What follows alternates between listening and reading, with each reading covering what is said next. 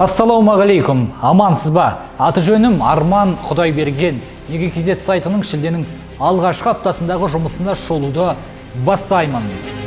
Сүйінші, енді коронавирусты жаңа дәрімен емдеуге болады. Қазақстанда стационарда емдеу хаттамасы кеңейтілді. Бұл жайында денсаулық сақтау министрі Алексей Цой айтты. Клиникалық хаттамаға жаңа препарат фавипиравир қосылды. Фавипиравир. Атауда қиындау, дегенмен бір сүйінші жаңалық. Министрдің айтуынша, Қазақстан жақын арада аталған препаратты өзі өндіріп шығарып, ішкі қажеттілікті қамтамасыз етуді жоспарлап отыр. Өткен сейсенбі 7 шілдеде Алматыдағы мәйітхана кезекке айналды. Жақында сырқаттанып ауруханаға түскендердің айтуынша, ауырып барғандар 1-2 күннен кейін мәйітханадан табылып жатыр. Яғни реанимациядан аман шығып жатқандар аз. Мәйітхана алдына барған тілшіміз ондағы халық саны емес, көліктің өзі 90-нан асып жығылатынын байқапты. Індет тіпті өршіп барады. Жұрттың бәрі пневмония, тұмау, коронавирус. Шалғай өңірдегі халықтың жағдайын айтпасы да белгілі. Өйткені үлкен мегаполистегі Алматы мен Нұр-Сұлтандағы халықтың өзі аурухана, дәріхана алдында ұзын сонар кезекте жүр. Іздеген дәрісін таппай сабылып жүрген адам қанша? Бұлай жалғаса берсе қынадай қырылып кететін түріміз бар.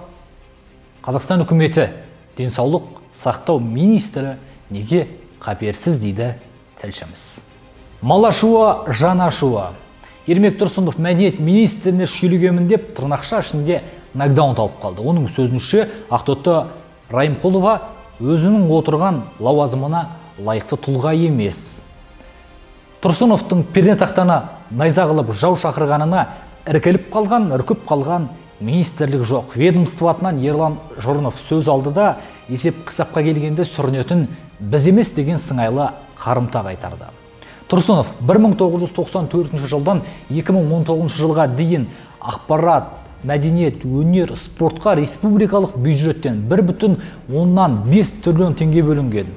Мәдениет қызметкерлерінің сонда да жарып жүргені шамалы. Тойдан тойға жүгіріп 1-2 жалғап жүр. Ал жеке басқа қатысты Ақтоты Рахметоллақызы білімі жағынан да, дүниетанымы тұрғысынан да, мәдени деңгейі жағынан аталған лауазымға лайық емес деп жазды. Ерлан Жұрынов атақты режиссердің жоғарыда айтылған сынына жіпке моншақ тізгендей жауап беріп, өзін соққының астын алды. Жоғарыда айтылған 1,5 триллион теңгенің 2 миллиард 172 миллион теңгесіне Тұрсынов небәрі 5 фильм түсірді. Ол фильмнің бірі де өзін өзі ақтамақ түгіл айтарлықтай табыс алып келмеген деп қарымта қайтарды. Толық мақаланы сайтымыздың мәдениет айдарынан табасыз. Жастар арасында тәп-тәуір танымалдылыққа ие TikTokке тыйым салынуы мүмкін. ақш-тың мемлекеттік хатшысы Майк Помпео Америка аумағында TikTok бұғатталады дегенге келтірді. Неге? Мәселе пайдаланушылардың дерегі шетелдік серверлерге жіберілуі мүмкін деген болжам бар.